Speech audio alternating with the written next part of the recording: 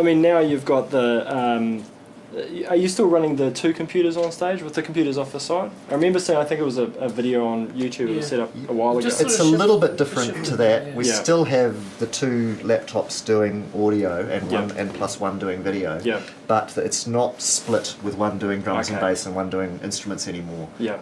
That was kind of a holdover when we first got our system up, still doing 8 analog outs out of each. So one did, kick, snare, bass, hats, stereo perk thing, and the other one did the instruments. But now one laptop does the first 7 or 8 songs of the set, and the second laptop does. We just don't want to. We just don't want to think about that stuff while we're playing live.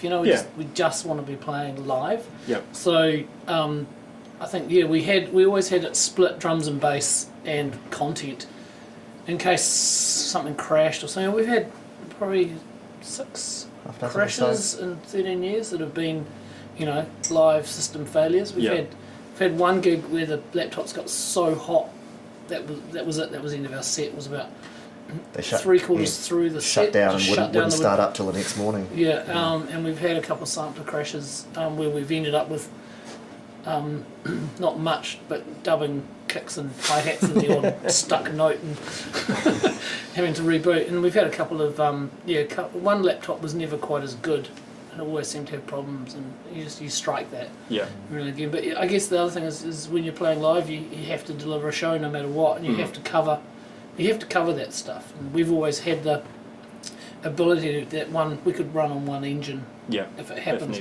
And now we've got, because we've split the set in 2, if anything went wrong with one, you'd end that song if you could, or just crash out and stop and while that machine's rebooting, go to the other laptop. Okay. But I mean, considering how many gigs we've done in the time we've been playing, it's a remarkable lack of crashes. So how because you've got the audio coming out of 2 computers, where have you got an analog mixer mixing those somewhere, or how do they actually? It's just a tiny little Tapco that brings in two stereo mixers out of each sound card. Yeah. And that also gives us an analog control over ultimate level. Yeah. And it's also got basic 3-band fixed EQ on it, which is just something good to have, and just to tweak over your master out. Yeah. So, and that just exists as a separate thing. It doesn't use any processor cycles or anything, and it's that's our one way of, because our digital outputs, our digital outputs don't run anything like 0 dB. Yeah. We're using RME multiface and Fireface, which are nice quality low noise floor things, and so I think probably, my master output sits at something like about -20 on my stereo out in live. Okay. And probably program material goes probably about -20, -12. Yeah. And the rest is just headroom to spare in case Mike really wants to wind something up. So we're not putting out a huge digital level, but bringing them into the analog mixer. Yeah. That's where we can get our level up to plenty. And also that means that across the mix, the digital mixer, the knobs, there's room to bend a song out of shape, and so that when we start the set, we're not already at maximum, no room to move.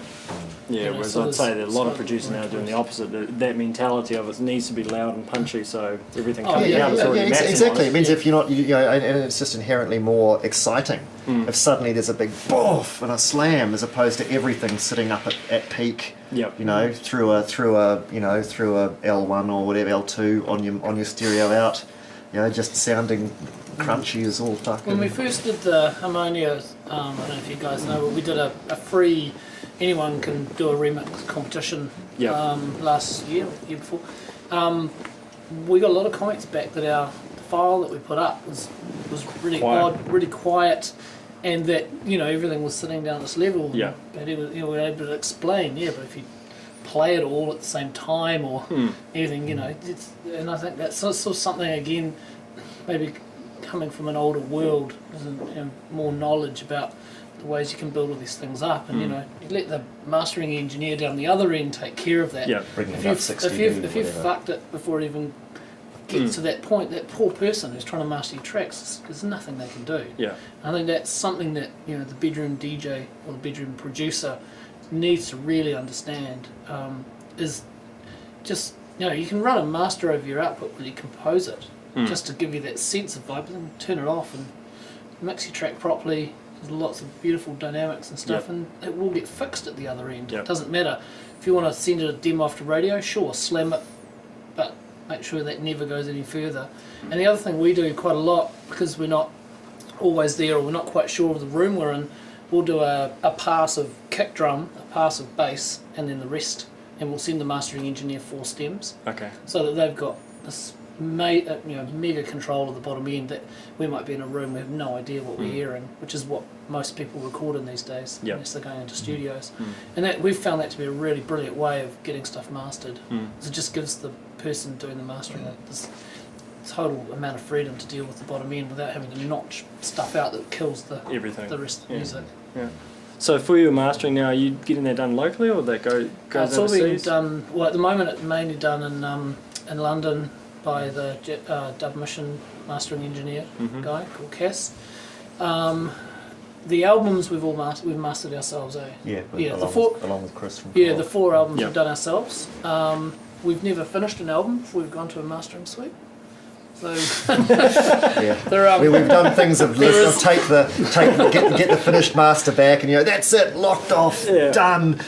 Jeez, the snare needs more reverb, so we've wrangled up a reverb only track that's in sync, and then laid that on top of the mastered mix, and unfortunately, naughty things like that. Unfortunately, when we come back to do the definitive remaster or the remix of the albums, it's never going to happen. No. There's no actual finished tracks. I don't think ever. I think all 4 albums, we've finished them in the mastering suite with extra laying and extra tracks. But we've done those, and then all the remix stuff's just been done out of London.